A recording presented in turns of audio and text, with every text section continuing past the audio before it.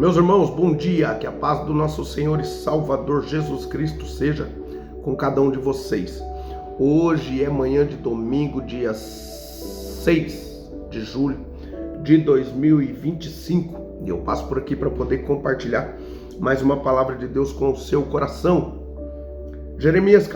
Lamentações de Jeremias, capítulo de número 3, versículo de número 21, diz assim: quero trazer à memória o que me pode dar esperança.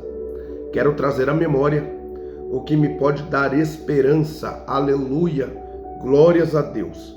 Meus irmãos, estava aqui pedindo uma orientação ao Senhor e senti no meu coração de trazer esse versículo do capítulo de número 3 de Lamentações de Jeremias.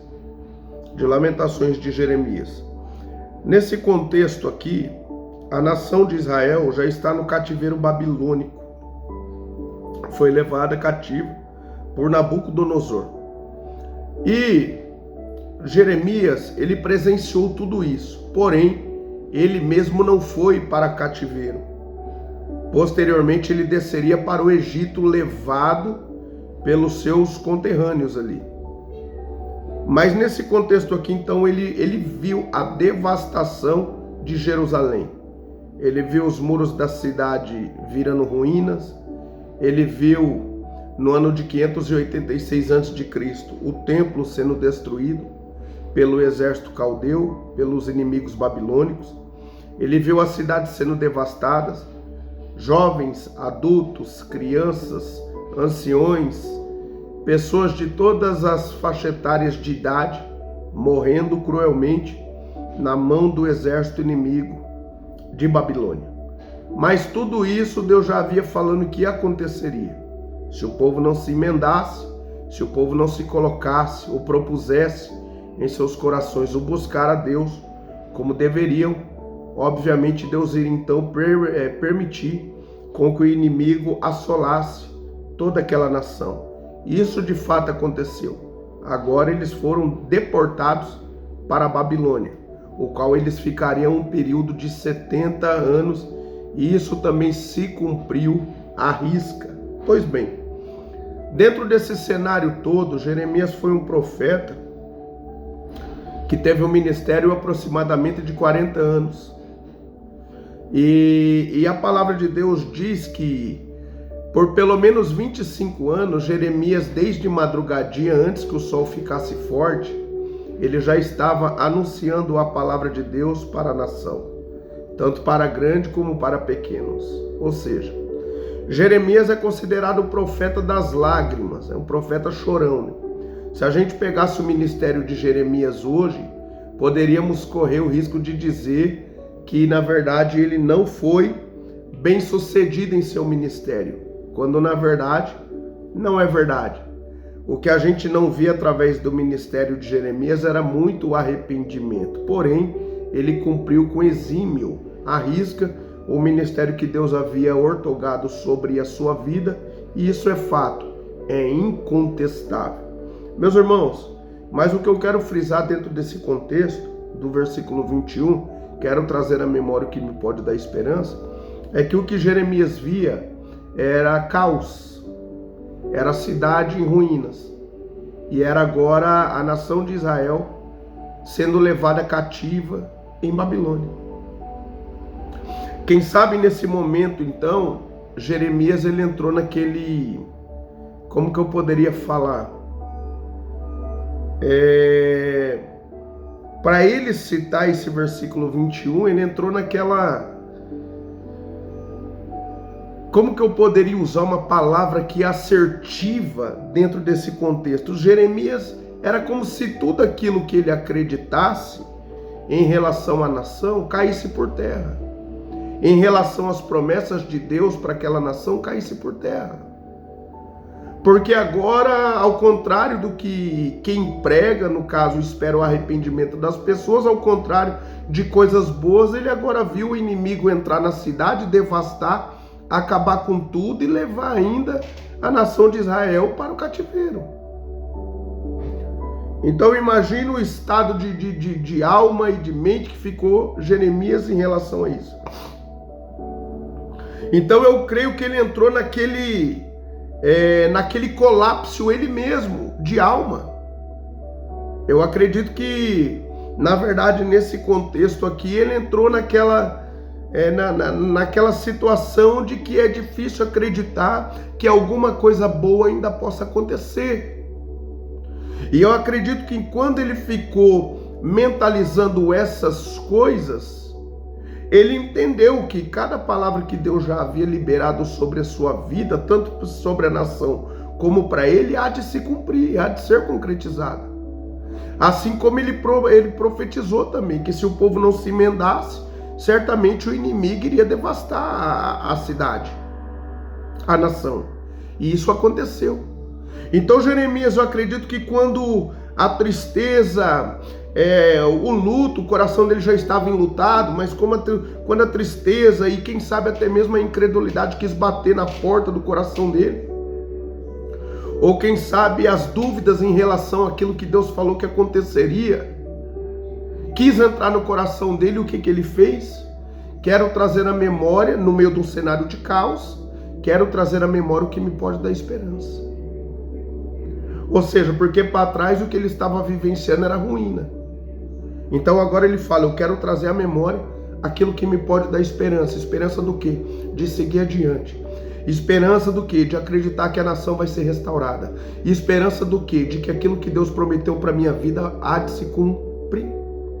Então ele entrou nesse sentido, eu quero trazer na memória o que me pode dar esperança. Ou seja, Jeremias, então ele procurou, no meio de um cenário de dor, de luto, de tristeza, de pesar, de caos, ele falou, preciso trazer à memória aquilo que me pode dar esperança. Porque se ele ficasse olhando para a situação atual que ele estava inserido naquele momento, não havia mais esperança literalmente pelos olhos naturais. Por quê? Porque de fato a nação está indo para o cativeiro. É irreversível. Nabucodonosor já ganhou espaço sobre a nação, já subjugou Israel. Ou seja, não havia mais o que fazer. Então, se olhasse pela ótica natural, pelos olhos humanos, naturais, acabou as esperanças. Estava tudo terminado. Mas aí Jeremias ele falou o quê? Quero trazer à memória o que me pode dar esperança. Com toda certeza ele começou a mentalizar as promessas de Deus. Aquilo que Deus havia falado sobre a vida dele, sobre o ministério, sobre a nação e assim por diante. E isso foi um combustível para que ele pudesse sentir adiante, dando continuidade ao ministério que Deus havia ortogado sobre a vida dele, para que ele então pudesse esperar posteriormente Deus movimentar as águas a favor dele e a favor também da nação de Israel, o que a gente sabe que depois de 70 anos Deus o fez. Mas o que eu quero dizer para você nessa manhã, na aplicação, é que você também possa, quem sabe nesse momento você está passando, vivenciando um cenário de caos, de luto, de dores, de tristezas, de pesares, e quem sabe o que você vê à sua volta é só porta fechada, é só uma situação adversa, que você não consegue ver esperança de que isso mude, de que isso melhore, de que essa situação seja revertida.